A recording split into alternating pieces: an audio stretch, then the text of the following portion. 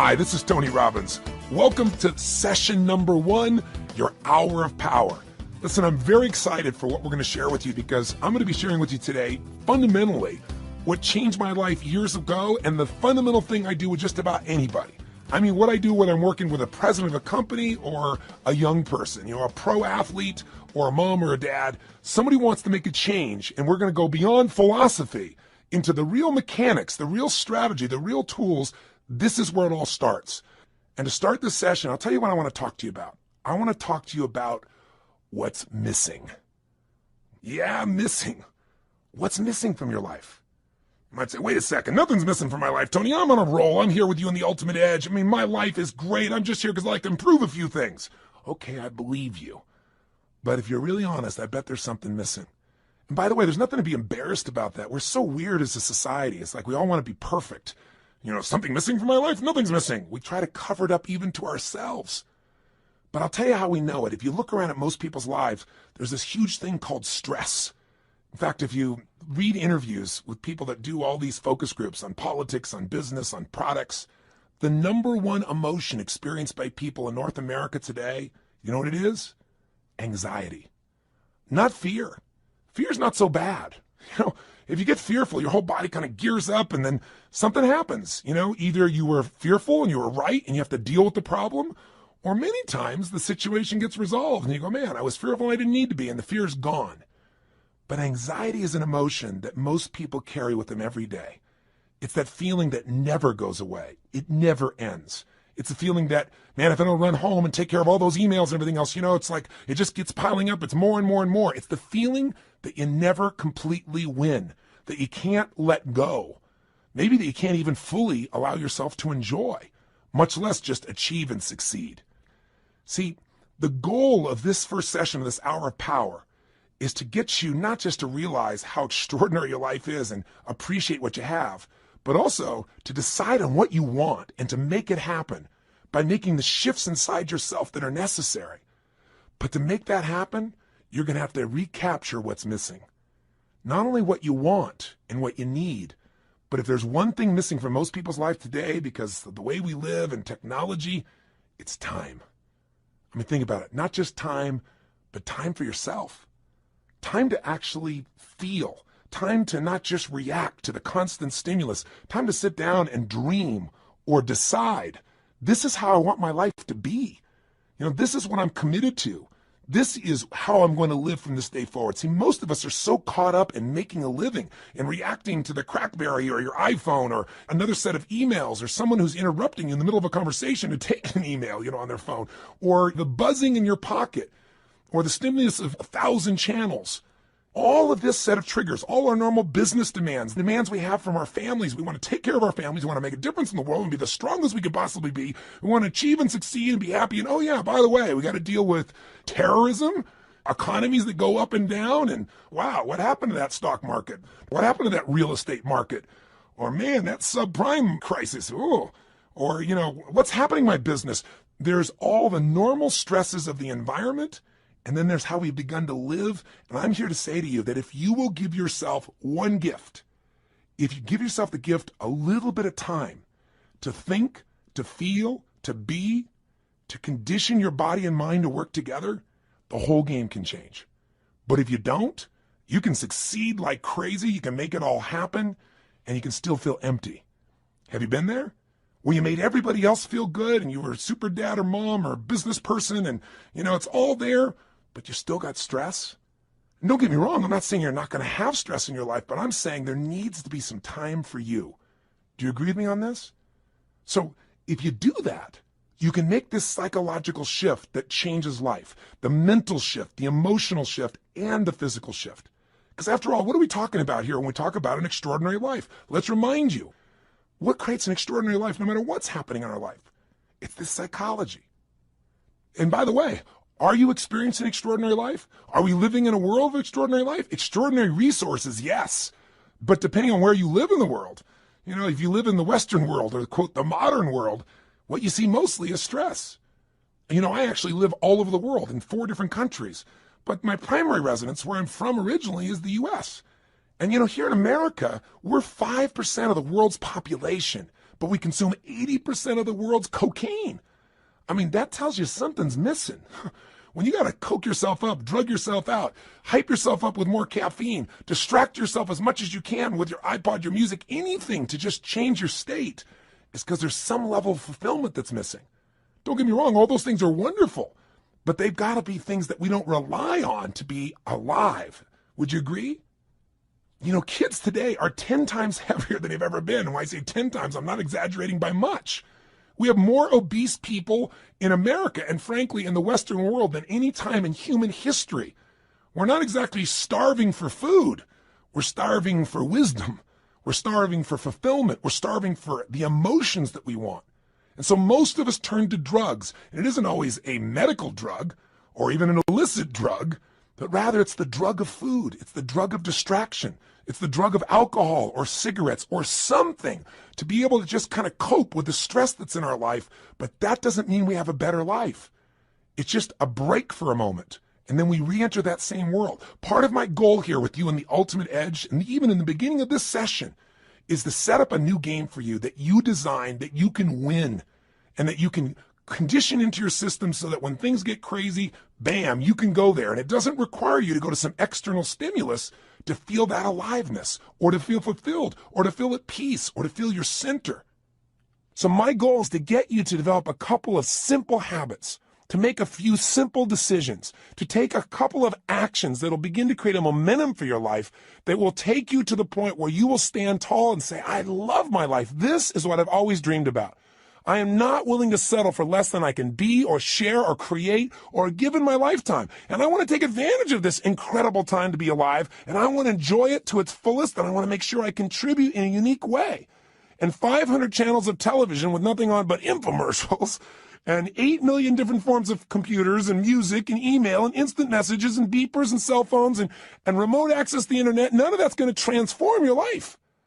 Your life is going to change if you do nothing because life is changing so rapidly around you. Your body's going to change whether you want it to or not as time goes by. Your relationships are going to change. People are going to die. People are going to pass on. People are going to change their beliefs and values. Everything in your life is going to change. You don't have to work at change. Change is automatic. Progress is not. To get the edge, you have to decide that you're going to make progress in your life. You're going to have to decide that you're not going to be one of those people just drawn by the river, and you also can't get off the river and just sit on the side because life keeps moving. You got to step in the river and you got to direct your course by knowing what you want for your life. Now, why don't most people do this? Because most of us are so stressed, we never take time for the thing that's really missing, time for ourselves. And what's really missing is we don't ever contribute to ourselves. We're so busy taking care of our children and worrying about our spouses and our friends and making sure at work we're accomplishing the tasks on time. And the last person who gets taken care of is us. And we live in a society that's supposed to be so selfish, so many people talk about. But the truth of the matter is most of us are working so hard to make sure everybody else is happy that we aren't happy within ourselves. And so I want to talk to you about what's missing. Time for you. I mean, when do we really stop and feel? I mean, really feel, remember who we are and what we're about and what we want from our lives. Most of us never find that time. And so what happens to most of us is since we're constantly in the action of doing, you know, the old phrase, we're not human doings, we're human beings. It's kind of corny, but it's true. We don't take the time to be. And so what occurs is, out of the stress of doing, constantly competing, trying to make sure we achieve, we contribute, take care of the family, and we make everything happen, most of us, to survive, look for a way to stop and distract ourselves. And so we drug ourselves. And the drug isn't always regular drugs. We don't call it drugs. We call it food. Because you eat enough of that stuff and load up, guess what happens? All of a sudden you relax. You know, especially if you overeat, all that blood rushes into your stomach, you know, and you start to breathe again. Do you ever notice when you're going, go like this, you're not breathing very much? That creates just a bit of stress. And some people, that's not enough. They get CNN and then they're working on the internet simultaneously and they're getting a conversation on the other side because they figure if they can keep enough things going in their head, they can forget about all the stuff that's stressing them. You know, they don't even care about what's on the television. They don't really care about what they're surfing on the net. They just need an escape. But you know, you'll never escape your way to fulfillment. You'll never escape your way to joy. You'll never escape your way to an extraordinary life. The only way you get that is by deciding what that means to you. What is that extraordinary life? What is that fulfillment? What is it you want? And that's got to be a process that is consistent, not something you do once in a while when you got a birthday with a zero on the end. Not something that you do, at New Year's where you sit down and go, all right, I better look at my life, see how I'm doing. All right, let's make some resolutions that I know I'm going to break within the week. And then I'll check in on them maybe a year from now, next New Year's, and see how I'm doing. That's called recipe for failure. Do you think most people in life are fulfilled? Or are most people in life stressed? Now, let me tell you, stress is a code word for fear. See, when somebody says they're stressed, that's because they don't want to say I'm fearful. No, I'm just stressed. I have all these things to do. Well, why are you stressed about it? Well, if I don't get them done, if you don't get them done, what? Well, then everybody will be upset. Well, what if they are a little upset? Well, well, then I'll have failed. Well, if you fail, what does that mean? Well, you keep on digging. If they fail, they feel like if they failed, then they're worthless. If they're worthless, they won't be loved. Stress comes from making things more important than they really are. And most people in life are spending all their time majoring in minor things. They're putting all their focus, all their energy, all their attention on responding to the reactions of the moment, rather than stopping in that timeless place of who you are and saying, gosh, what is it that I really want today? What do I want to create? Because I got to tell you something. Everything in the outside world, everything around you that you like or dislike, that's stressing you or that you're thrilled about, was first created on the inside. Everything that you're experiencing in your life, your relationship, the way your kids are, your job, your opportunities, it all started with decisions you made in your head. Decisions about what to focus on, decisions about what things were meaning, whether you should be upset about it, whether you should learn from it, whether this is a challenge, an opportunity, or a crisis. And the decision about what you're going to do, these decisions are shaping your life. You got to understand, getting the edge simply means this. 80% of success in anything in life is psychology. The ability to manage your mindset, your ability to find the opportunity in any situation. This isn't stupid positive thinking where you just sit around and, go to your garden and say, there's no weeds, there's no weeds, there's no weeds, there's no weeds. I don't believe in that kind of positive thinking. It's garbage. There's weeds there and you got to pull them out. But you got to have enough intelligence, enough psychology to say, I'm not going to see it worse than it is. Because, people say, I'm skeptical, I'm pessimistic. Oh, garbage. You're fearful. If you say you're skeptical or you're pessimistic, what you're really saying is, I'm afraid of being disappointed. I don't want to get my hopes up. I don't want to look naive. So I don't want to be hurt again. But I got news for you. If you're going to have an extraordinary quality of life, if you're going to get the edge in life, where the passion and the juice and the joy and the fulfillment and the happiness and the love and the family is, where the Quan is, like Jerry Maguire talked about, right? Where you got it all. You got the love, the respect, the connection, the contribution, the money, the fun, the fame, the whatever. Whatever your definition of the ultimate level of life, that edge comes when you master your mind and your emotions. But you know what? 20% of your success is mechanics, and they do play a role. And sometimes our mechanics are getting in the way of our psychology. Sometimes we've structured our life where there's no time to think or be. So you say, okay, if you ran to the rave, what am I supposed to do? All right, you start to kind of say, I should take some time for myself. Where am I going to find that? I got to get up. I got to take the kids to school. I got to make it to work. I get it all done. I come back home. I got to pick them up. I got to take them to dance lessons, to soccer. Well, then I got to work on my homework. Then I got to answer all my emails. When am I going to do this stuff? Stop. We all get what we have to have. That's it. The most basic principle getting the edge is for you to understand and for me to remember, for all of us to remember, we all get our musts, we don't get our shoulds. Everybody's got a list of shoulds. I should take time to work out. I should take time for myself. I should actually go on a diet. I should make more calls. I should just allow myself to listen to some music and meditate a little bit. I should do my taxes. But most people doing this stuff, they just what I call should all over themselves. You don't want to should all over yourself. Here's what's true. What you must do, what you believe is a must, happens. Right now, you're earning what you must earn and not a dime more. Not what you want to, don't get me wrong. And listen, I know I sound like I'm ranting. That's because I'm a nut. But by being a nut, I've achieved a lot. I've achieved a lot of things in my dreams and goals that have happened because what I am is I'm unreasonable in my expectations. So if I sound unreasonable, it's not to be disrespectful and it's not just a rant. It's because I know I've spent the last 30 years of my life now with more than 3 million people from every walk of life, from presidents of countries to presidents of companies to parents to children, best sports people in the world. I've had the chance to find the difference in people, and the difference is in their unreasonable psychology. That unreasonableness has gotten them to say, this is a must and I will settle for nothing less. And those individuals, whether it's a woman like Rosa Parks on a bus who says, no, I will not move to the back of the bus. That was completely unreasonable. She had no way to back it up, and she changed the world. Or a little lady, tiny woman with no background, no education, no money, who decides she's going to change the world, Mother Teresa. A person who by the power of her will, her psychology, her unreasonableness, by making it a must to help people that no one would help.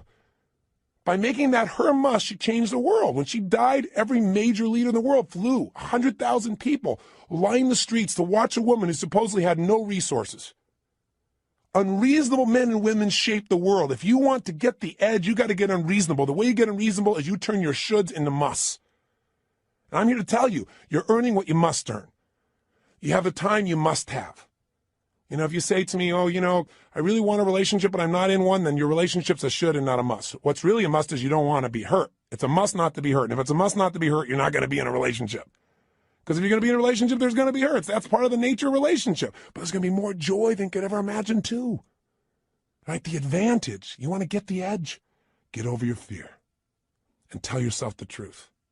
We got to take a specific time each day where you break away from the hypnosis of the culture that tells you to settle for less than you can be, that tells you not to get your hopes up, that tells you you should protect yourself, that tells you that basically your life cannot be what you dreamed about as a child.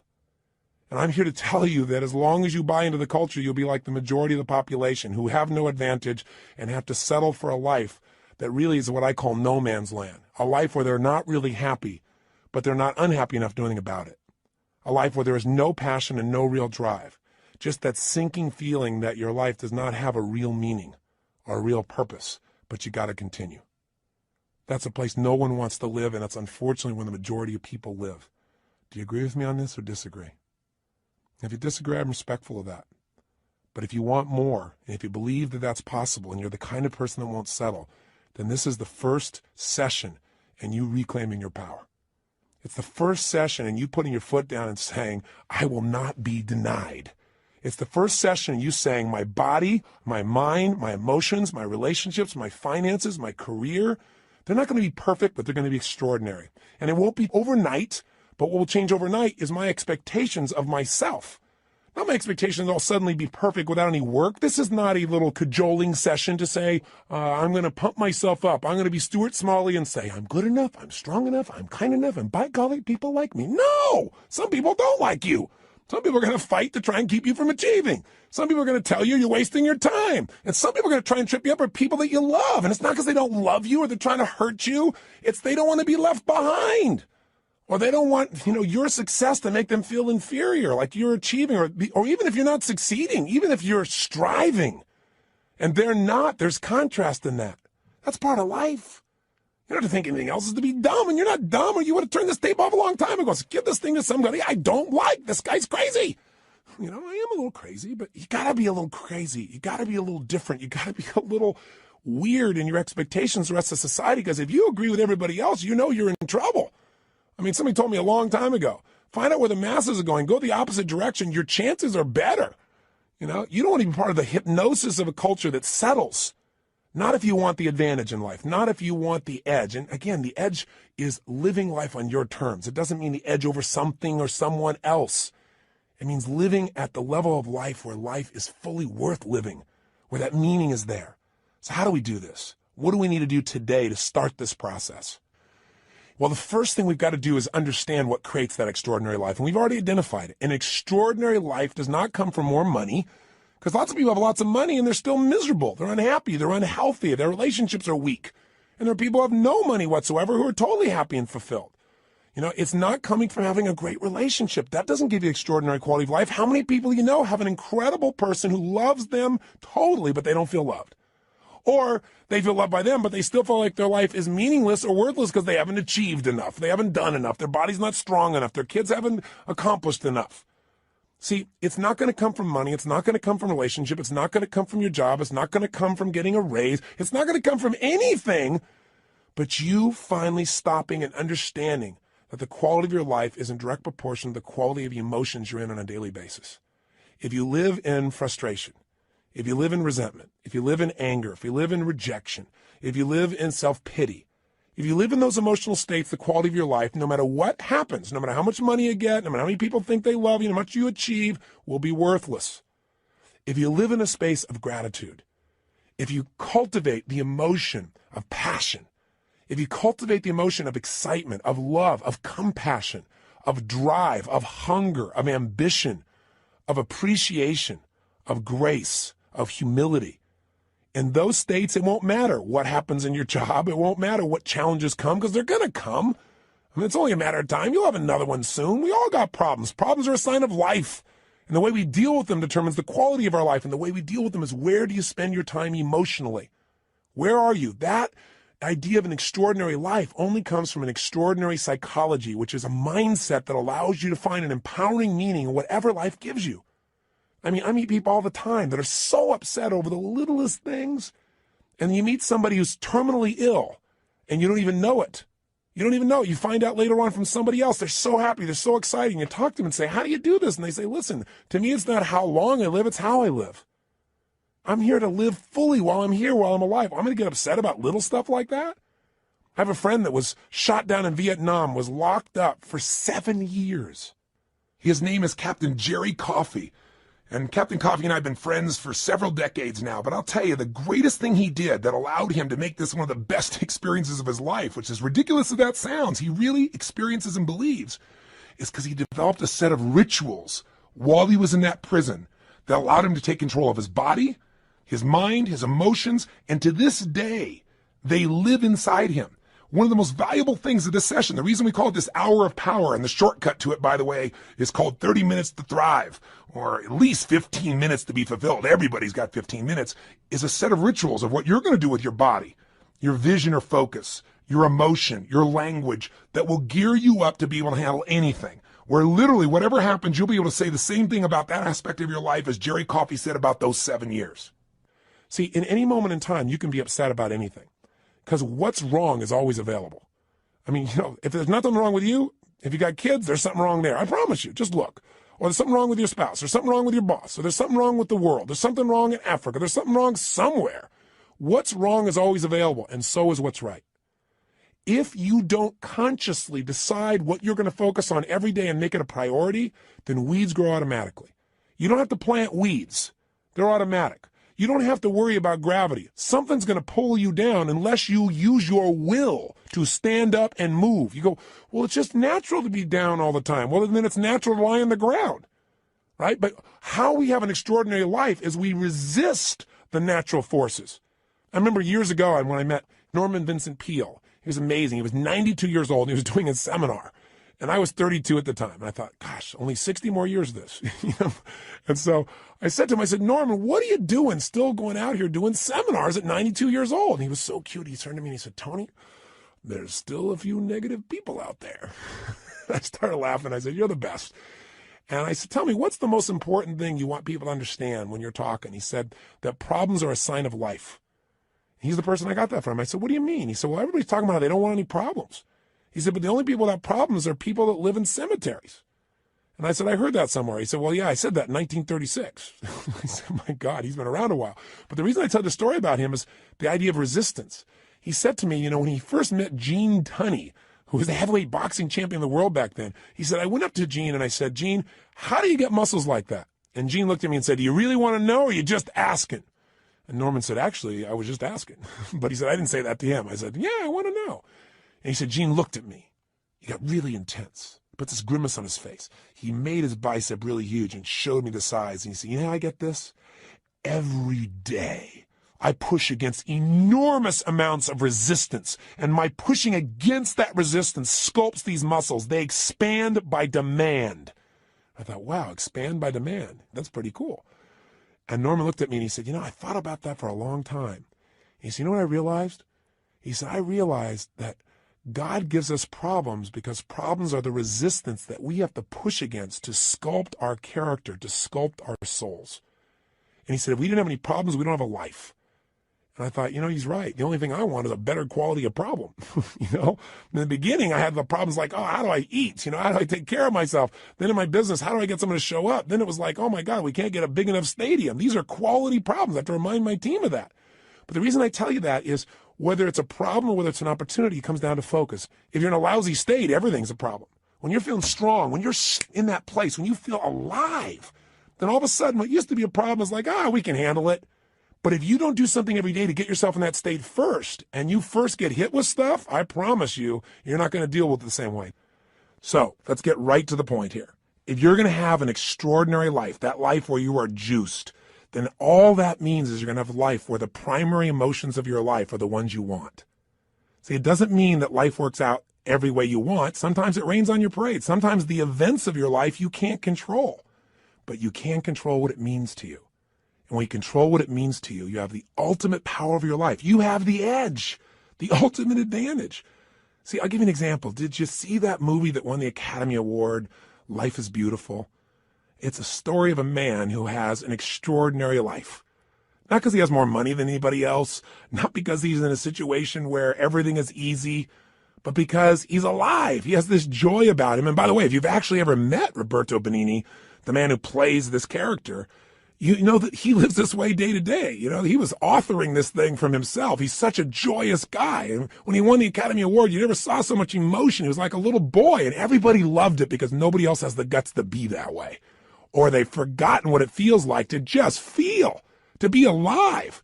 What makes him extraordinary? An extraordinary psychology, an extraordinary mindset, an extraordinary way of looking at the world. And in the movie, the man has that, doesn't he? And who does it affect? Everyone. Everyone within the realm of his influence. His wife feels like the most cherished person on earth, and so does he. Because when you give that kind of love and that kind of joy, people give it back. It's infectious. His son seems so happy, and they're in the middle of the Nazis taking over their country, and if you know the story, I won't run it, you know that they get picked up. And there's such a connection amongst the family that the wife is not being sent away, and she gets on the train with them.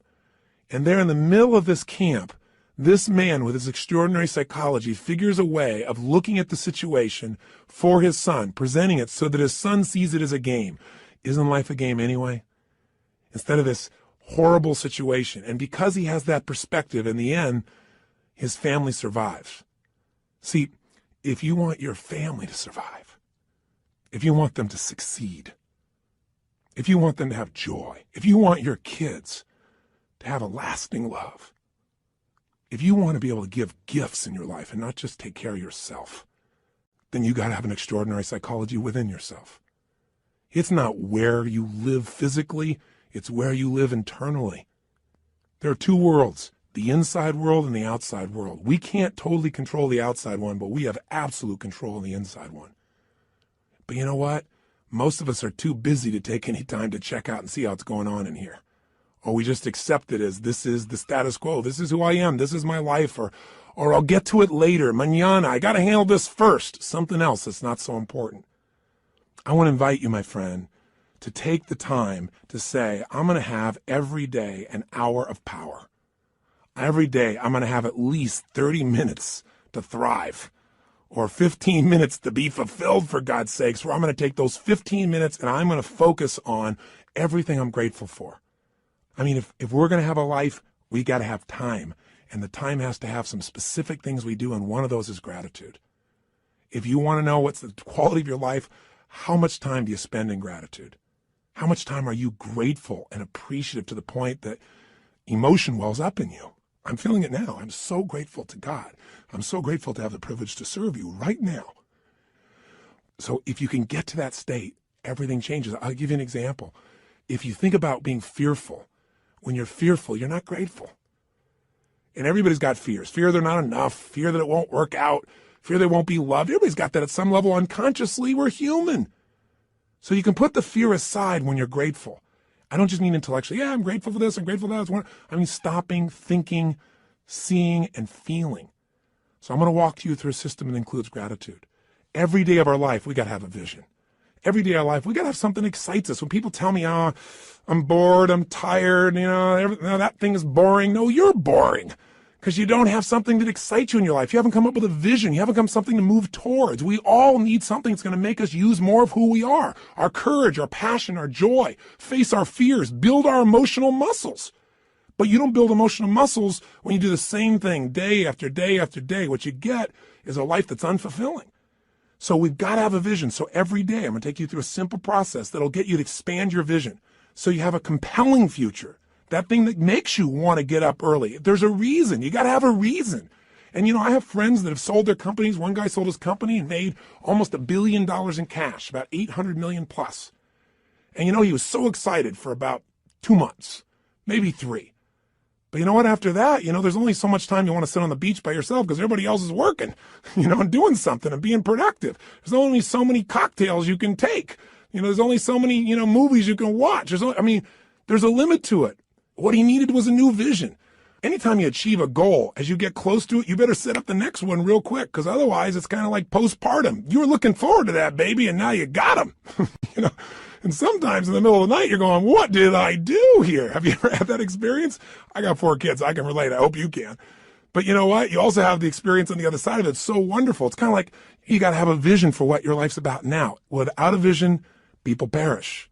And you got to have a daily vision that excites you. Otherwise, life becomes mundane. And there's nothing worse than an okay life. I told you, you're not going to have that when we're done here. I promise you, if you get this little habit, you won't have to settle for a mundane life. What people are going to go is, what happened to you? Because there's an excitement in creation. There's not a lot of excitement in maintenance. You have to maintain your body. You got to maintain things, but creating things, that's what God created us for. Gave us the gift to make choices that could create new things, businesses, ideas, families, friends, a garden. And it's available to every one of us. But if you don't got a vision each day, then the day is not going to have much juice, is it? So every day there's got to be a little time for vision, right? Time for gratitude, time for vision. Every day you got to move. I'll tell you why most people are unhappy. They don't move. Look at our lives today. Most people live in a box, don't they? And then what do? They get up in the morning, have a box cereal breakfast, right? And then they get in their box and they drive. And sure enough, they drive to their box office. They go up a box elevator. They type on a box. They talk on a box. They have a box lunch. They drive their box home. They turn a box to be entertained. And maybe they just really go for the variety and have a cylinder to try and change their state. Listen, life has got to be about movement. When you move, you're alive. Emotion comes from motion. The more you move, the more you feel. Motion in your voice. For me to have this voice change, I'm changing the way I move. You saw me right now, you think I'm a maniac because I'm moving different ways, but that's how you feel. And by the way, the less you move, the less you feel, the less alive you are. If you're totally rigid, totally inflexible, no movement, this is known as death, right? So if you have emotionally, you're stuck, move. So every day you got to move. Now that can be a simple, gentle form of exercise, but it's something that's got to happen. And by the way, if you want a great relationship with anybody, what do you got to have? Some time with them, don't you? How about you? And not only do you have to have time with them, but maybe have a conversation with them. And most of us got conversations in our head, but we're not directing them. So we're going to show you each day how to have a conversation that you direct, a way of directing your mind, of shaping your mind, of conditioning your mind. It's kind of like going to the gym and just getting in the best shape of your life, but it's the best mental, emotional, spiritual, physical shape. And you don't need me to do it. I don't have to follow you around the rest of your life. This is going to be something you're going to do for yourself. And remember, if you don't do this every day, it's okay. I don't do it every day either. But I'll tell you what I did. I did it for years. I did it for months in a row. The way I shifted myself is I realized I can't do this once in a while. I got to drive it in my body. And I did. The physical change, the focus, the language, until I literally felt it, breathed it, experienced it. I literally drilled and programmed my mind that I would follow through, where I would expect the best, where I would take action without hesitancy. If you're not yet getting the result, come back to this process. If you miss a day, just do it the next day. But I will tell you this, if you do this for the next 30 days, 21 minimum, couple of weeks, absolute minimum, I'm talking at least 15, 20, 30 minutes, you're going to get momentum. You're going to get addicted to this. You're not going to be doing like it's a chore. You're going to look forward to this time with yourself. You're going to come out so vital and strong for your day, or at the end of the day to get ready for the next one. You're going to love it. And I will tell you, I've talked to people who've done this for years and then they stopped for a while, and then something else showed up in their life and they know exactly where to go to get back on target. They come back to this hour of power. And you don't have to do the full hour. Just do 15 minutes to be fulfilled. Do 7, 8, or 9 minutes where you move your body. You get focused on what you're grateful about. You focus on what you really want. You do some incantations and you'll be rocking and rolling. And if you do that, you'll get momentum. Pretty soon you go, oh, let me do at least 15 minutes. Oh, man, this is feeling good. Let me go for a half hour. Don't you deserve at least 30 minutes out of your day? Out of 24 hours? An hour out of 24 hours to have the power and the juice and the excitement and the strength be activated in you? Listen, all this stuff's in you. But if we don't focus, if we don't activate it, we're not going to have the power and fulfillment we deserve.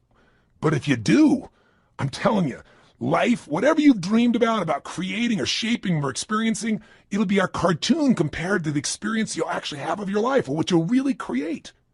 I know this not only from my own experience, but from millions of other people who do it. This has got to become your baby, your time. Take it, use it, live it. By the way, this is a process you're going to do for yourself. I'll be here for you on this audio program, this Ultimate Edge, but you don't need me. This becomes a ritual you can do on your own. You ever want to kick in the butt or you want some guidance, come back here and I'll be here for you. But this is something you can do for the rest of your life. It's not creating any dependency. This is your life. This is your process, and it'll be your reward. So, how does it work? Well, let's do this first. It's time for you to make some discoveries. So I'm going to ask you, just take a moment. And if you have our journal there, you can do it in a journal. You can do it on a piece of paper. You don't make it rules-driven. Just do it. Don't just do it in your head. I want you to write down all the emotions you experience in an average week. And on one side, write all the good ones, the other side, all the bad ones. Now, when I say bad ones, there really are no bad emotions, but the ones that are painful and you don't like. So all I want you to do is write them down. And when you write them down, try not to edit them. Don't try and say, well, just do it this way. If you experience this emotion on a consistent basis, doesn't mean every day, but at least once a week, write it down. The ones you consistently feel, not the one once in a while you feel this feeling, because what this is going to tell us is where you're really living right now. This doesn't tell me your income. I don't care. But I care about what you're passionate about. I care about what hurts you. I care about what you love. I care about what moves you. And you do too. And you don't even have to tell me the what's. Let's just figure out the feelings first. So please take a moment right now, because now we're going to begin to stop talking and we're going to start the process of doing. First step here is let's figure out where you are. Write down now, on one side, all the emotions you consistently feel in a week that are positive. On the other side, all negative. So stop the tape right now, or if it's a CD, just pause it and get yourself to this right now. Go ahead. Are you still listening? I'm not going to continue until you do this. Come on here. You got to get there right. Don't just listen. Okay, if you're in your car and you say you can't do it, then turn off the CD or tape, stop it, pause it, and do it in your head at least. Or pull the car over. You're worth figuring out where you are. Cars are going to go by. You're going to drive the rest of your life. You're still going to get there. It'll take 3 minutes. Come on, be one of the few who do. Pull over. That's it. Pull over right now. Sit down and write this out just for a second. I promise you it'll be worth it. Go ahead and do it. Do it right now. So now you have some emotions that you really want. How do you create them? And you have some emotions you don't want. How do you get rid of them? What if I told you literally could change how you feel in an instant? Well, you know this is true from your past experience at times, right? There are times where you're totally upset and then something got your attention and now you're laughing. You know, people can be literally at a funeral and they're in a terrible place and all of a sudden something cracks them up. I mean, it's pretty rare, but it has happened. People can be in a place where they're in the worst situation and somehow they find all their determination. How to do that specifically is what I want to show you real quickly now. And I'm going to give you a quick overview of it, but I'll give it to you in 3 parts. 3 things you need to feel anything. These are the reasons why you feel anything. In other words, if you feel sad or upset or frustrated or depressed, there's only 3 reasons. And if you change any one of these 3, you're going to change how you feel. And if you change all 3, you'll change how you feel completely. If you're feeling happy, if you're feeling excited, if you're feeling euphoric, if you're on a roll and you want to know why you feel that way, yeah, maybe great things are happening in your life, but there's a reason why you feel that way in this moment. Sometimes you have great things happen in your life and you still don't feel great. So how do you do that? There's 3 reasons. 3 things have to be in place for you to feel great. I call these 3 reasons the triad because there are 3 patterns that if you do these 3 patterns in your body in a certain way, you'll get a certain result, and it's like a recipe. You do one recipe, you get one result. You do another one, you get a different result. You get one kind of cake or another. So let's give you an example. I have an initial seminar, an immersion, where in one weekend, people get massive momentum to change their life. It's called Unleash the Power Within. It's a chance in a weekend to really step up and say, I'm going to transform it. I don't care if it's my body, my emotions, a fear, my job. It's time to do it. And we put people in an environment for 3 days of total immersion that is a blast. And people come out transformed. That process, though, very often, one of the first things I'll do is I'll ask people, what do you really want? I'll take people in the audience. We got 1,500, 2,000 people in that type of program usually. And they'll say, oh, well, I want to make, $1 million. I want to make $1 billion. I want to help my kids get through school. I want to have more confidence. I want to lose 57 pounds. I say, okay, great. Why do you want these things? If you lost the 57 pounds, if you made the $1 billion, what are you going to get? And sooner or later they'd say, well, if I change the world, it'll make a difference. And I'll say, yeah, but what will that give you? And eventually say, well, it'll make me feel good, like my life had meaning. Or they'll say, if I lost 47 pounds, I'd feel more sexy or I'd feel more energetic. Or they'd say, if I made this money, I'd feel freedom or power or secure. Whatever it is you want, you only want it because you think it's going to give you a feeling. And the truth of the matter is you can have that feeling right now if you just change these 3 patterns I'm going to tell you about. So the first pattern that determines how you feel is not the event, but what you do with your body in this moment. Right now, you're feeling, whatever you're feeling right now as you're listening to me, is related first to how you're using your body. If you're slumped over, if you've not been using it, if you're tired, you probably feel different than if you're listening to me walking right now as an example. Now, I'll give you a more specific example. If I were to tell you that there was a depressed person behind curtain number 1 over here, and for a $100,000 donation to your favorite charity, if you could describe them physically without seeing them, I bet you could do it, couldn't you? What's their posture like? You know, say it or think it at least. You can say it. No one's going to hear it. You're probably in the car. You're walking. People talk on phones all the time. They don't know what's going on. Speak to me. Seriously, what's their body like? First, their posture's probably what? Slumped. Where are their eyes? Down. Where's their head? Down. What's their breathing like? Full or shallow? Of course it's shallow. Their facial expression, up and tight or slack? You know it's slack. Now, how come you know all these things without me telling you? Because you've practiced this stuff before, haven't you? We all have if we've ever experienced this. Now, if you do this with your body, I don't care who we are. If you do these things to your body, you're going to feel lousy. You're going to feel depressed.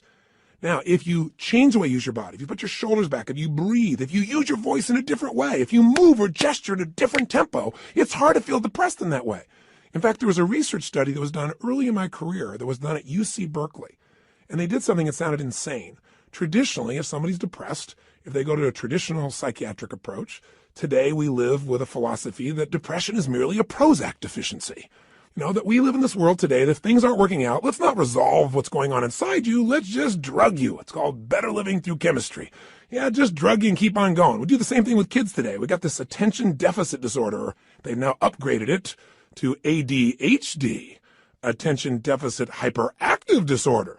This couldn't be the fact that kids are overstimulated, don't get enough focus or attention, and don't know how to use their energy in a world where things are going so slow when they're learning in school compared to how they are on the internet or on MTV or anything else. It must be that we should drug them into submission so they get as slow as us and we're comfortable. It's an interesting way that we look at life today. The truth of the matter is these kids are using their bodies in ways that aren't acceptable, but they're not being directed. We go for the quick hit. We want the instant solution, even if it isn't a long-term solution that makes us more healthy. You can get a solution, but it may not be sustainable in a healthful way. The bottom line is, in that approach, we usually drug people. So at UC Berkeley, they tried something different. No drugs. Did something you're going to think sounds so stupid. Here's all they did. They came up with a simple approach. They took people that were clinically depressed. This means you achieved high levels of depression. You've got certification now. You are clinically depressed. You are an achiever at the depression level. This means you practice this pattern on a regular basis.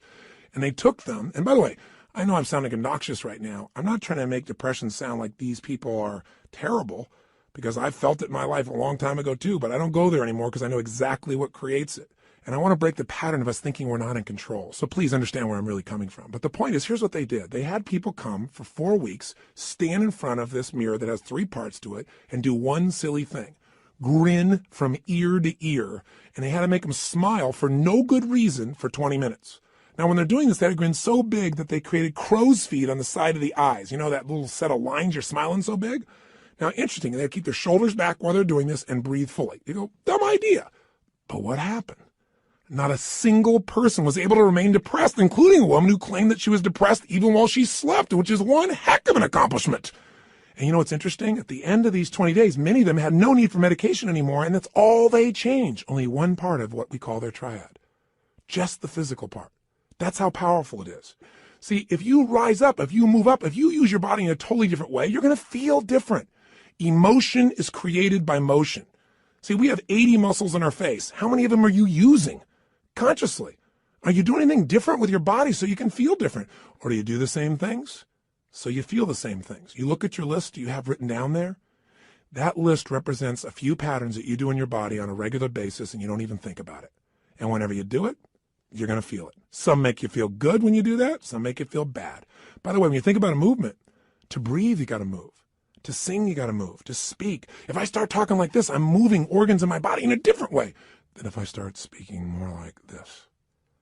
And I said, hi, I'm Tony Robbins, and I'm going to share with you now how to have an extraordinary life during the next 7,000 hours of this program. You got, turn this guy off quick. There's got to be some combination of energy there, and that energy comes because I'm not sitting in a chair here. I don't have a script in front of me. I'm looking at this microphone. I'm visualizing your face, and I'm trying to think what I can give you that I know will make a difference based on 25 years of experience. And I'm telling you, the number one thing is change the way you move. Change the way you use your body, and you'll change the way you feel now, instantly. I don't care how bad you felt if you change it. Now, if you just change it for a second and you move your hands up for a moment, you make a little minor change, you'll get a minor change in feeling. But if you make a radical change, if you go, yes, I'm doing this now, I'm sick of this, I promise you're going to feel different than if you go, I don't know what to do. I know this sounds so stupid, but it works. And you know what? The best study of life is what works, even if it's simple. It's nice to have things simple. Why do we have to make it so hard to feel good? Here's the second part of the triad. The second part is the pattern of focus and belief, and they relate to one another. See, whatever you focus on, you're going to feel whether it's true or not. Have you ever had an experience where somebody did something, or you thought somebody did something? Even better example. You heard, you thought, and you thought they did it to take advantage of you. And as you focused on that, you got angry or sad or hurt. And then later on, you found out you were dead wrong, that either they never did it, it wasn't true, or that wasn't their intent, and you felt bad about it, or you felt embarrassed. How can that be?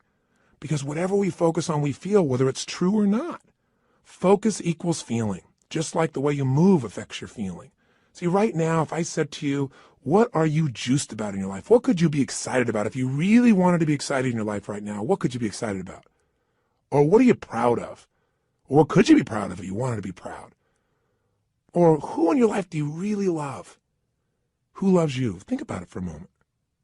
Who do you really love? Who loves you? By the way, how does that feel when you focus on or you think about someone you love? See, whatever you focus on, you're going to feel. Focus equals reality to the individual, even though it's not reality in actuality. I'll say that again. Focus equals reality to the individual, even though it's not reality in actuality. That's a complicated way of saying whatever you focus on, you're going to feel, whether it's true or not, because your brain doesn't know the difference between something you vividly imagine, that's called focus on, or something you actually experience. It's very powerful. If you use this to your advantage, it means something very simple. How fast can you change how you feel? As fast as you change your focus. As fast as you change the way you move. See, right now, if you're focused on something that's really upsetting or something you're worried about or something you're fearful about, you're going to feel those feelings. If you focus on something you're really grateful for, you're going to feel a totally different set of feelings. See, you are in control and you can change your feelings in an instant. The problem is we don't believe we can change that fast. And the second problem is we have patterns of doing this, don't we?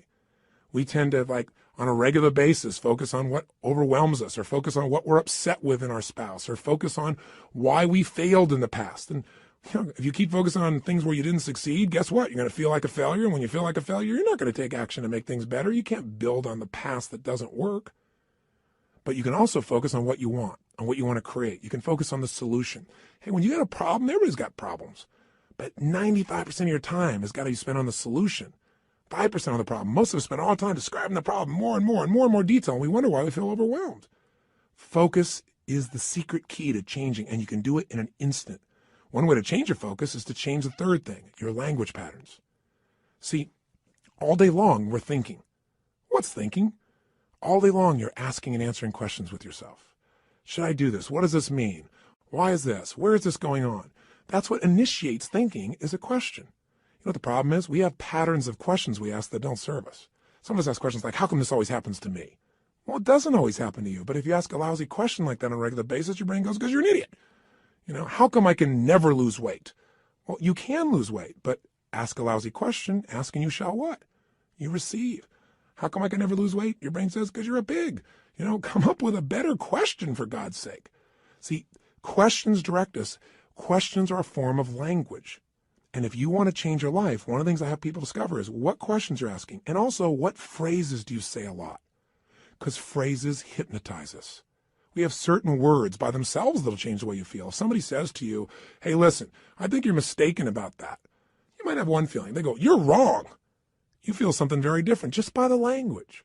If somebody says you're lying, you have a whole different feeling, don't you?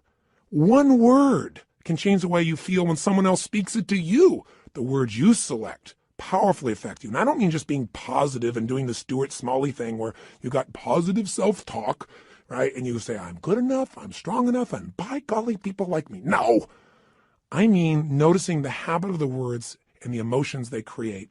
And then third part of language is the phrases that you say with such emotional intensity that you start to believe them. We call those incantations. An incantation is like, if you remember studying mythology, a sorcerer would tell a prince over and over again a phrase over and over again with such intensity that he'd be hypnotized and he'd think that he was a frog. And so, of course, he was a frog. That's what he experienced. We experience whatever we focus on. We feel whatever we picture. We feel whatever we say to ourselves. We feel whatever we do with our bodies. Those are the three patterns. If you change those three patterns, any one of the three, you're going to change how you feel. If you change all three, you're going to radically change how you feel. If you change the pattern of how you use your body, if you change the pattern of what you focus on daily, which, by the way, I'm going to show you a technique for doing today that could change your life. Very simple. If you change the pattern of what you say to yourself with the emotional intensity you say it, you're going to change the pattern of how you feel. Now that means you could pick any feeling you want and say, if I want to feel that way, what do I do with my body? When I'm in that state, how do I move? How do I speak? What do I do? Let me try it. When I'm feeling that good, what do I focus on? What do I really focus on? And by the way, what does it mean to me when I focus on it? Because you can focus on something and one person looks at it and says, because that happened, that's why I can never be close to another man or woman in my life. That's why I can never trust again. And somebody else had the same experience. And they go, because that happened, you know what? I've learned so much about myself. And because that happened, I appreciate the person I'm with now so much. You can't have a foreground without a background, right? That's the secret to life.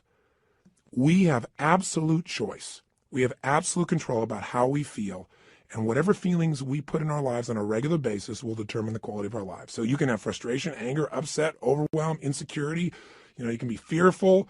You can live in a state of guilt, worry, whatever, or you can live in a place called passion, joy, thankfulness, gratefulness, connection, love, wonder. And if you create those emotions on a regular basis, are you going to have a different life? You bet you are. Okay, so how do we take these three understandings and make it so we don't have to think about it, but we actually, on a regular basis, condition ourselves to have the great emotions we want and get rid of the emotions you don't want? Well, first step is awareness. See, next time you start to feel like, oh, so frustrated, I'm so angry about this, notice what you're doing with your cheeks. What are you doing with your mouth? What happened to your breathing just now to do that? What's happening to your eyebrows? Are you tightening your fingers in your hands? Because we all have very specific things we do to get into our version of anger or frustration or tired or overwhelmed. Does that make sense? Just notice what's happening in your body. Say, okay, I'm not breathing. That's a clue. Let me start with a little change there. My mouth is so tight, I can't even talk. That might be a clue why you're a little uptight. So loosen your jaw. Second thing, okay, what am I focusing on? I'm focusing on how, this isn't working. Now, to help you understand the belief part, ask yourself, in order to feel this way, what would I have to believe? In order to be frustrated, what would I have to believe? I have to believe that it should be better than it is, and it's not, and it's not working. Well, maybe it isn't working, but is that going to help you to focus on it isn't working? Let's focus on what we can do. Or if you say, I feel like it's hopeless because in order to feel hopeless, I have to believe that there's nothing I can do. Is that really true? Is there's nothing you can do? Or are you just caught up in a state? Are you just caught up in a pattern? See, if you ask yourself, what do I have to believe to feel this way? It'll help you to break that part of the triad because you'll start to say, yeah, that isn't really even true. All right, so that'll help you there. Third part of awareness is to say, okay, what am I saying to myself? Why do they do this? How come they always do these things? Why don't they ever listen? Well, I'm asking a lot of lousy questions because they may listen sometimes, but I'm saying they don't. I'm saying it with total intensity. Of course I'm going to feel bad. Let me change what I'm saying. Let me change what I'm asking. How can I turn this around? What do I need to focus on to make this work? What's the truth here? Maybe I can't control it all, but I can control what it means to me. What does this really mean? If you just have that awareness and you break your pattern, you can get out of a negative emotion in a moment. Then you can say, well, how do I want to feel? To feel like that, what would I have to focus on right now? What would I have to believe? I have to believe, I can turn anything around. I may not like it, but I can make it happen. It's just another challenge that God's given me to sculpt my soul. Throw it at me. That's what this is about. Now, here's what you can do that'll make this part of your life. You make it a simple ritual. When you use the word ritual, some people think of something religious or something, hocus pocus. Rituals, a simple word for rituals would be habits. But I think rituals is better because every person has rituals whether they know it or not. In fact, your rituals equal your results. If you look at your life and let's say your body is not where it wants to be, I promise you, whether you know it or not, you got rituals. What do? You start your day the same way each day. I'm sure you start your day by first going on a wrong walk or exercise approach. You eat really consciously. That's why you're overweight, right? Wrong. You may be starting off at Starbucks, and then you're going for that muffin, and then you're rushing off and not really taking care of yourself. And so your body never gets the right start. And what do you end up doing when you get to the office? You have a set of rituals. Whenever people are failing, they have rituals that cause them to fail to achieve what they want. Listen, if you come home and the first thing you do when you go home is you go straight into turning on your email, and flip it on, or you flip on the news in the background, and you do all these different things. If the first thing you don't do, people have rituals in their relationships. What's yours? What's the first thing you do consistently each day when you go home? I know every day's different, but there's some overall patterns, aren't there? I mean, people who have a great relationship have a very different ritual than people that don't. There may be people that love each other, but there's no passion because what's the first thing they do? Their ritual is come home, hey, honey, a little kiss on the cheek, and then boom, go straight and turn on the email. Or boom, go and turn on the news or something in the background. Or say, I got to go take a break right now. They don't connect. They don't have some ritualistic way to connect that produces energy and excitement or playfulness or fun. You meet a couple that are really in love, they have fun things. The first thing I do, and I'm not saying we're the ideal, but this is the weird thing we do. I come home, the first thing happens, the door closed, I go, Lucy, because I remember as a kid watching Lucy and Arnaz, and sure enough, I love Lucy. My wife is a crazy mofo. My wife is a crazy nut, right? That's why we're made for each other. And, it creates a different tone, a different energy. And then oftentimes we do different things, but all of a sudden I'll say, where are you? And she'll hide. Or she'll come running at me, we haven't seen each other for years, playfully, we hug and twirl. We do this stuff all the time. I'm making this up. People go to my personal assistant very often, and the most common question she gets, she tells Sage and I is, I've seen them in the seminars, I've seen this environment. They're not like that really all the time, are they? That's how bad our society's become, because most people's rituals do not produce playfulness. They don't produce passion. They don't produce sensuality or teasing or flirting. It happens with somebody at work, but maybe not with the person you're in love with at home. See, rituals shape your life. So what this is about is discovering a set of rituals that'll make you stronger for every area of your life. But I want this also to become kind of a trigger for you to say, okay, if I'm not thrilled with a certain part of my life, what's my ritual in that area of my life? What are my financial rituals? Is it avoidance? Do I really get focused on it? Do I pay attention to it? Because if it's not working, you got the wrong ritual. Find someone who's succeeding and find out what they do differently and do that, and your life will change. That's the essence that we're starting with. So we're going to give you a simple, fundamental ritual we call the hour of power, or 30 minutes to thrive, because everybody's got 30 minutes, or at least 15 minutes to be fulfilled. So what does it look like? Here's what it is simply. At the end of the session, there's another CD you can actually take with you on a walk. You can go and make this process happen, and I'll guide you through it in case you forget how this works, but it's pretty simple. It has 3 parts. Here's what you're going to do. The first step is that you want to make sure that the moment you wake up in the morning, there's no hesitancy to get up. So you start to train your body, which is training your mind. Remember, your body and mind are linked. Whatever you do with your body, it's going to affect your mind. You want to train your body to jump out of bed immediately with energy, without hesitancy, and to start moving. Because remember, emotion comes from motion.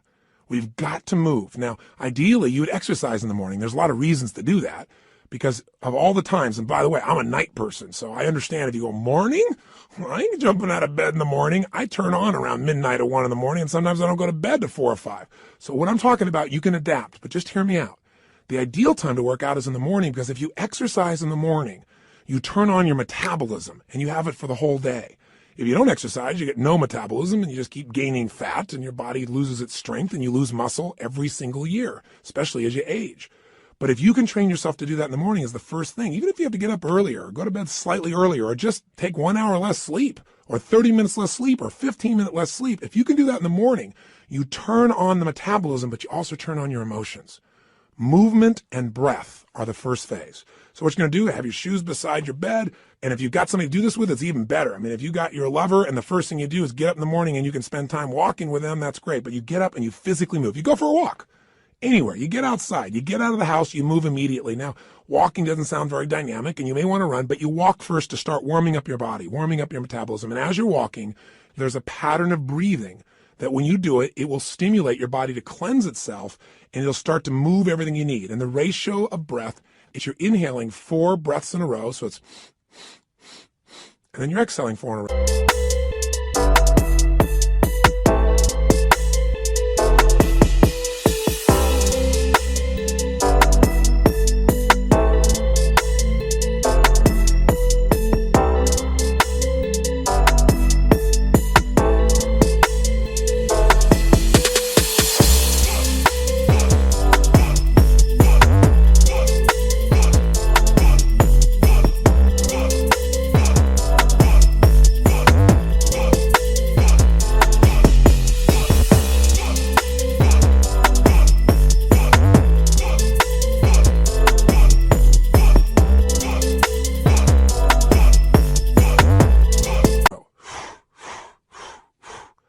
As you're doing this, you're actually going to be tapping fingers. You'll be doing this same pattern again and again.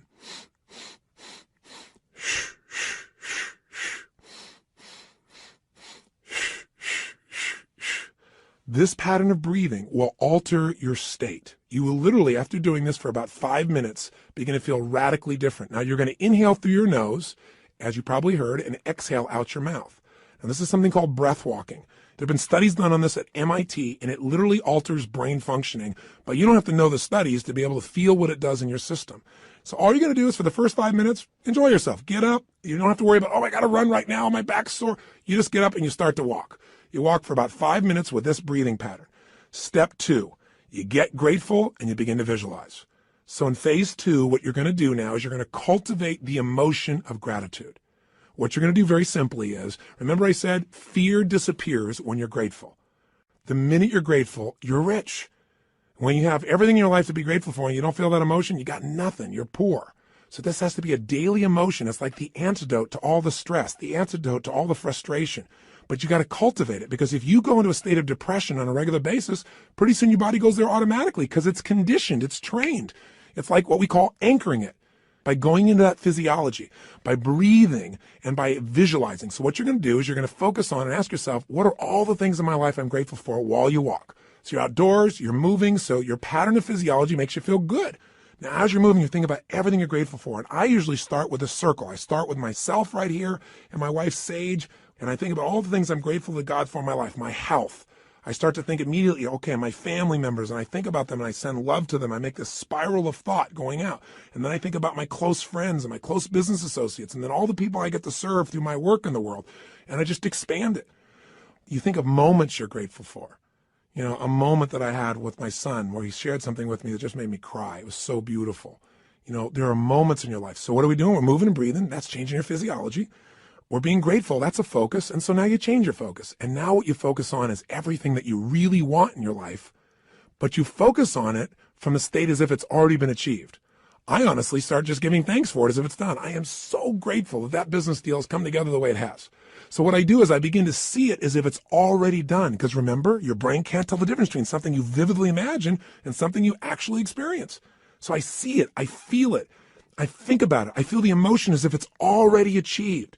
The more you can program your body and your mind and your emotions that something's achieved, your brain can do things you're unaware of. And if you focus on what you want continuously, you'll move towards it. Whatever you focus on, you move towards. Most people are focused on what they're afraid of. So as an example, when somebody's out of control in a car, they immediately look at the wall they don't want to hit. And of course, as they look at it, they steer right into it. The same thing happens in life. Wherever you focus, that's where you go. Don't focus on what you fear. Focus on what you want and make it real. The more certain you are that what you want can happen, the easier it is for your brain to figure a way. When you say this is important, your brain starts noticing anything that'll get you to what's important. And if you believe it's already happened, you know enough about life that when you have that kind of certainty, your brain will find the way. Now you start focusing on today. What do you want to create today? You think about meetings you're going to have. What do you want to make that happen? Instead of going, oh, I got to go to this meeting. What do I want? Most people think about what they have to do. Think about what you want to do.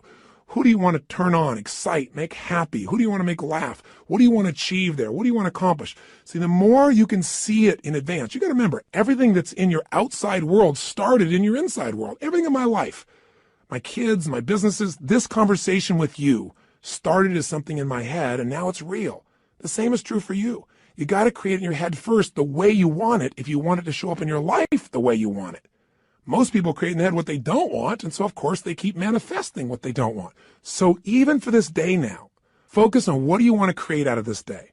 Think about what's coming up. How do you want it to go? How do you want to feel? How could you respond?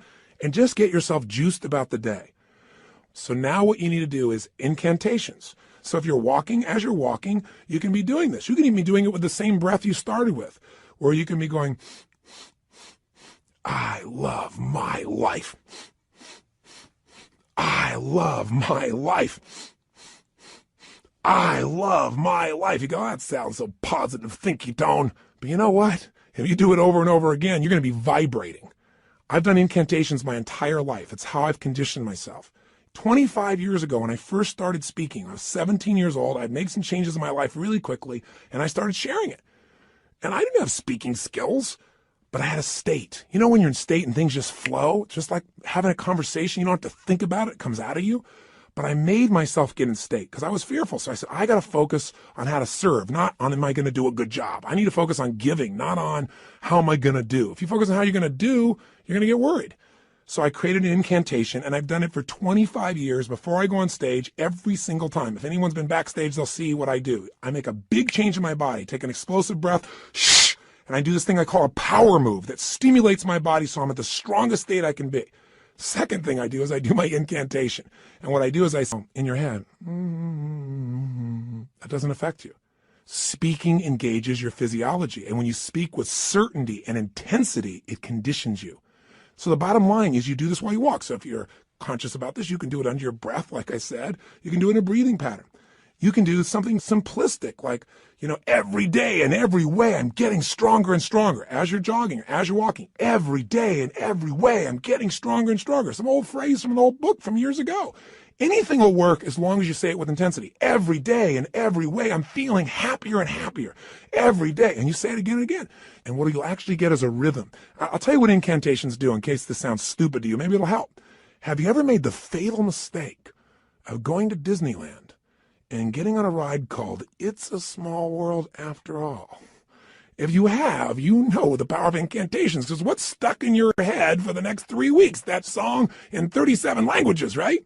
Or if you hear a song and you get it in your head and you can't get it out, and it goes on and on and on. Well, this is a way to get the right idea in your head and condition it, but not just the idea, the feeling.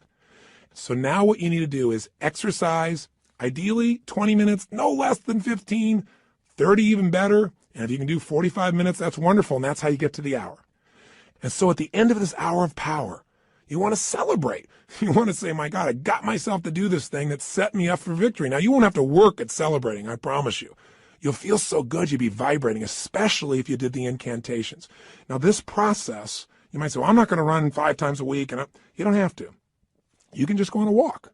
And you can do this process, this hour of power of focus, and you can spend 10 minutes on gratitude, 10 minutes on visualizing, 10 minutes on what you want to have happen today, and do it in 30 minutes. This is your freedom.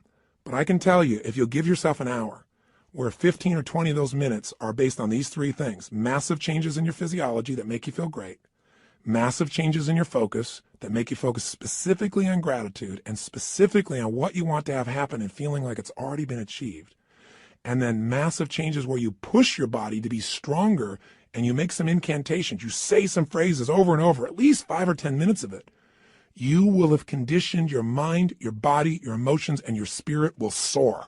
And now you will deal with problems radically differently. There won't be problems, there'll be challenges for you. And more importantly, you'll be excited to connect with people. You'll be excited about your projects. You will affect people around you in a different way because you will have an extraordinary psychology.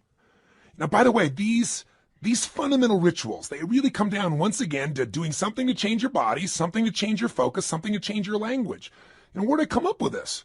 Well, the biggest changes of my entire life have always been engaging those 3 forces. I mean, I've called it the triad then, or the hour of power, but these are the things that changed me.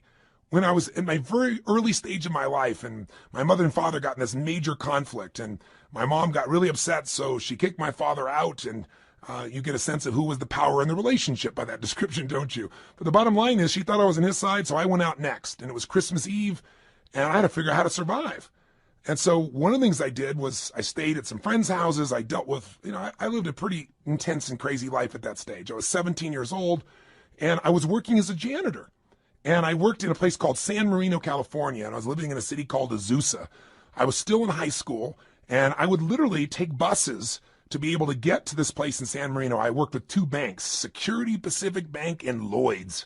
And I loved being a janitor because I could work in the middle of the night and you got paid for results.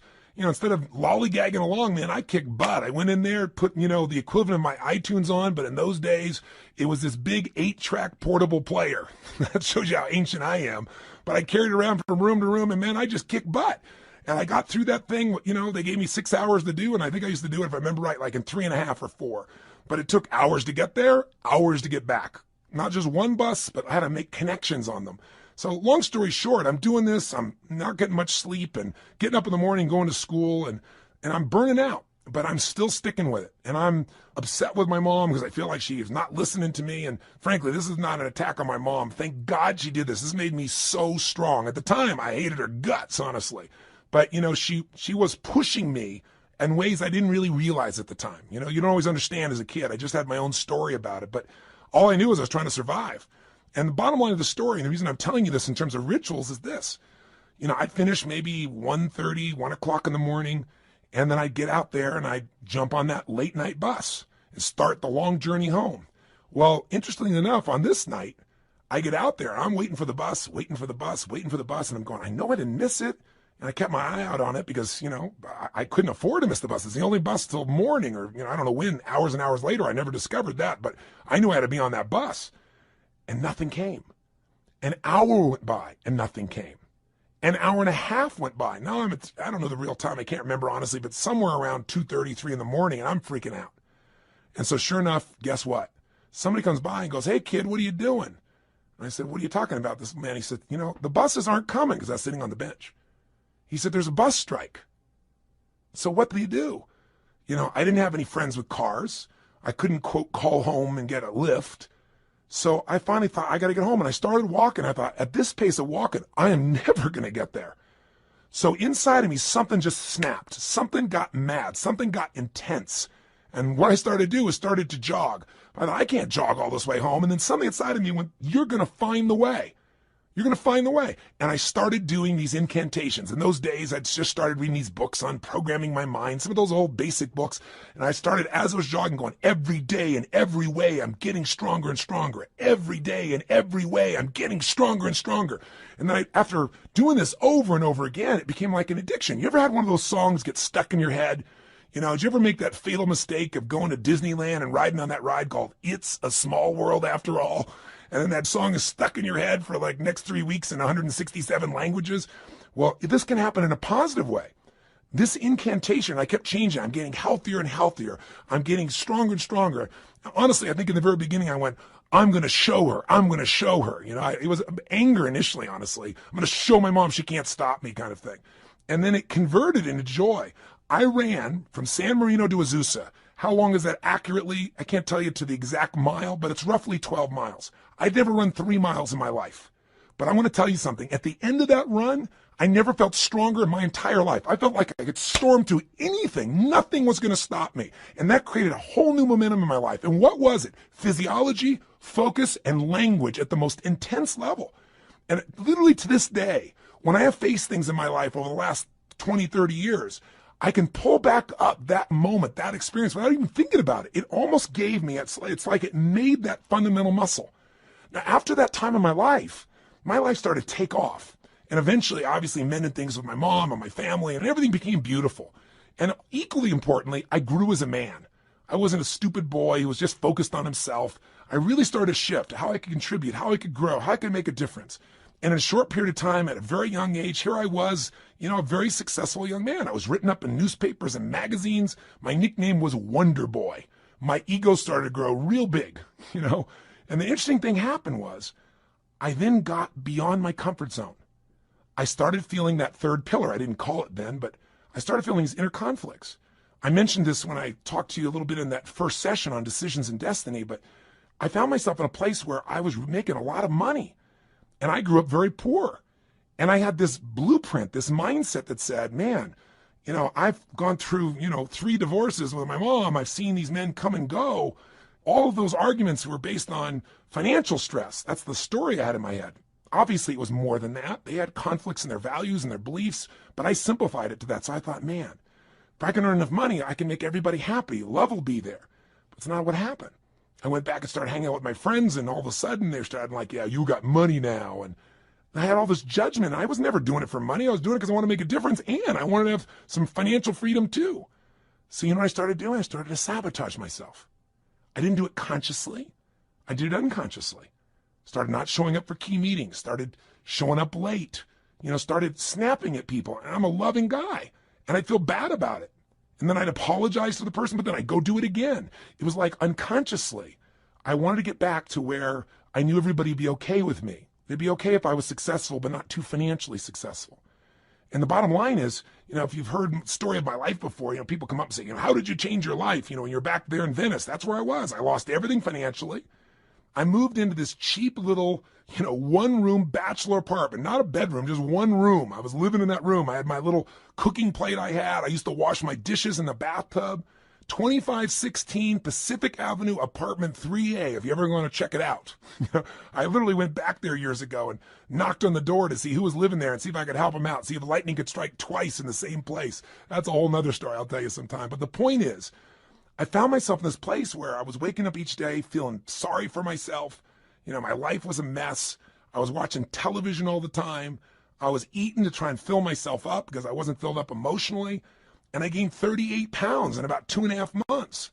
And again, that's not easy to do. So, what did I do? I kept eating and just not moving as much as possible. But what changed me was a series of events, one in particular, but a series of them that really made me feel humiliated, made me look at my life and say, man, somewhere inside of me, I know I'm more than what I'm demonstrating mentally and emotionally and physically and financially and spiritually.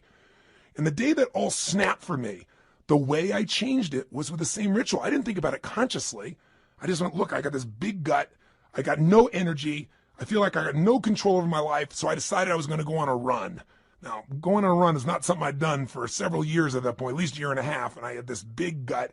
And so I put on in those days what used to be known as a Walkman. Don't know if you're ancient enough to remember those as well. You can see how I was...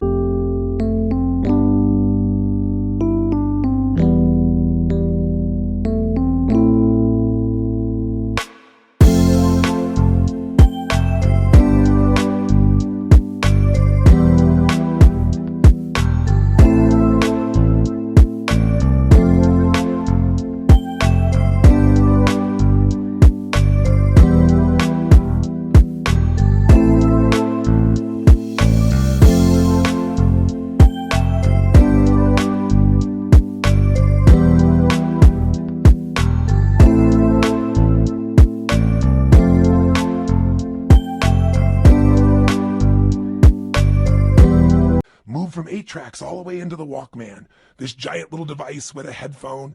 And I remember I played some music from a group called Heart. Do you remember them? They had a song called Barracuda. And I got on that beach and I ran as hard as I could humanly run until I felt like I was going to spit up blood, and I kept on doing it. I didn't know what I was doing at the time, but you know what I was doing. I was making a big change in my physiology. And I used the music to put myself in a peak state of focus. And when I was done, I took out this journal, I wrote a line down the middle of the page, and on one side I wrote everything I was committed to having in my life. Everything. And the other side I wrote everything I'm committed to not having in my life, which was most of how I was living. The relationship I was in, the way I was living physically, the way I was financially. I didn't even know how I was going to change, but I had an absolute vision for what I wanted. I was in a peak state physically, and I started doing incantations. I started doing these. I started going, God's wealth is circulating in my life. His wealth flows to me in avalanches of abundance. All my needs, desires, and goals are met instantaneously by infinite intelligence, for I am one with God and God is everything. I remember it so vividly. I'm not looking at some script right now. I remember it vividly because I did it day after day after day. And I didn't just say these over and over again. I visualized God's wealth is circulating in my life, and I see the wealth of God coming to me in the form of love and joy and connection and making a difference. His wealth flows to me in avalanches of abundance. And I'd imagine avalanches of joy, of happiness, of impact, of money, of love, of fun, everything. I'd image it. I'd feel it in my body as it was happening. God's about the circulating my life is what flows to me in avalanches of abundance. All my needs, desires, and goals are met instantaneously by infinite intelligence. And I would say it with that intensity and see it, for I'm one with God and God is everything. Over and over and over and over again, till I would wake up thinking these thoughts. God's about the circulating my life. I would feel this connection to God. I'd feel this connection to nature. I'd feel this sense of abundance. And sure enough, whatever you focus on, where focus goes, energy flows. I started looking for answers. What did I do? An hour of power. And I continue to do this today. Anytime I want to strengthen myself, and sometimes I'm not even trying to strengthen, I just want to get in the state of momentum, I go and do my hour of power. And I do it different ways, but it always includes a change in the physiology, my focus, my language, my sense of vision and gratitude. And I can do it different times and create all kinds of variety and use music and elements, but it never leaves me.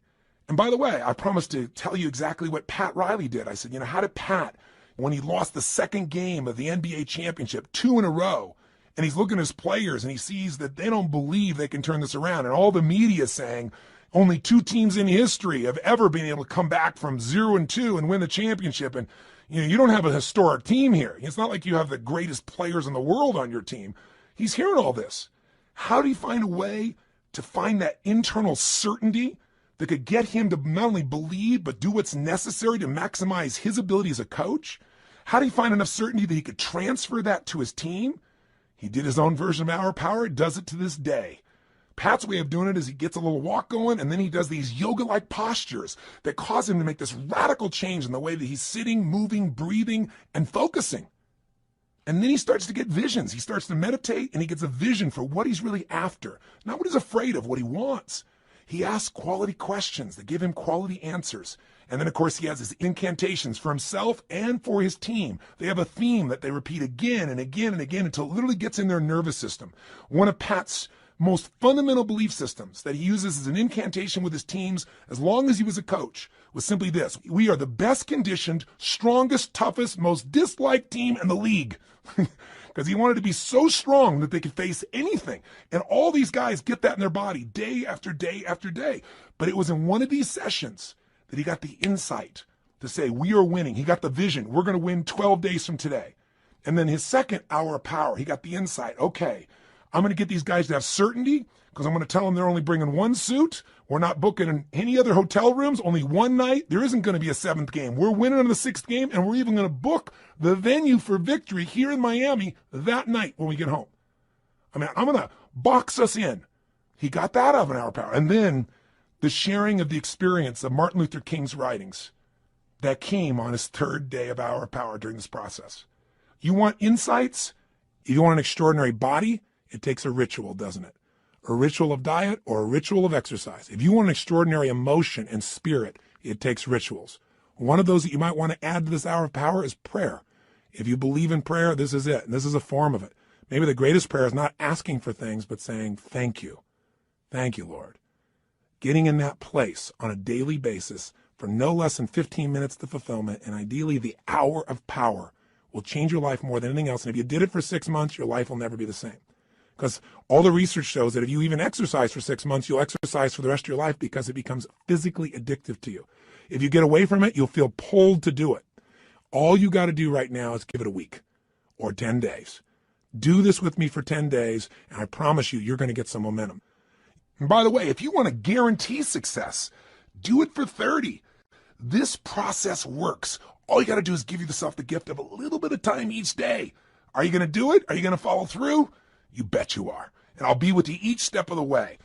Now, I know this audio session is much longer than any other than a workshop, because I really wanted to hopefully engage you. My goal was to do everything I could to get you to give yourself what you deserve and to tell you the 3 things that you got to take control of and to remind you of the fundamentals that your life is nothing but your emotions. If you get the right emotions, you'll work out. If you're determined, you'll work out. You can change a state that fast, but you got to get the habit. Are you sold? I hope so, because the sale is for you. It's not for me. It's for you to create what you want long term. If you will do this, and you'll even do it 4 days a week, if you'll just get a habit that you'll commit to and not break, your pride will soar. Because when you just discipline yourself a tiny bit, and by the way, this doesn't feel like discipline. It feels like joy when you do it. But if you discipline yourself just a little bit, you get a positive habit you've consciously created, it spills over into all the areas of your life. So thank you for listening. And what I want you to do is, tomorrow I want you to go do this first thing in the morning. I want you to start out your day by doing this hour of power, or this 30 minutes to thrive, or these 15 minutes of fulfillment. Just do it. And by the way, if this sounds complex and I've overloaded you because it's been a long session, don't worry. I'll walk you through it fresh as we do it, but make sure you get started. The hardest part is the first step. The hardest part to get is momentum. So my friend, I plead with you. Give yourself this gift each day. I mean, this is really one of the most important decisions of your life. And I hope my crazy, outrageous approach pushed you in the right direction and didn't push you away. I hope somehow I found my way into your heart or your intellect or whatever part of you we've got to reach to push the button that launches your life to the next level, to the level it deserves to be. So this is the beginning of a brand new journey. And I'm really grateful that you've allowed me to be your coach in this first part of the process. I think we can make immense progress. So let's start taking real action. Let's not just talk a good game, you and I. Let's do it. Just get your butt out there, because once you get out there, you'll get out there again and again. You'll get that momentum. It'll take over, and the best of you will start showing up every day. And when the best of you shows up every day, you're going to start appreciating yourself, and so will everybody else. So today, look around you. Keep your eyes open for magic moments. They're all around. And be sure, if nothing else today, you live with passion today and every day.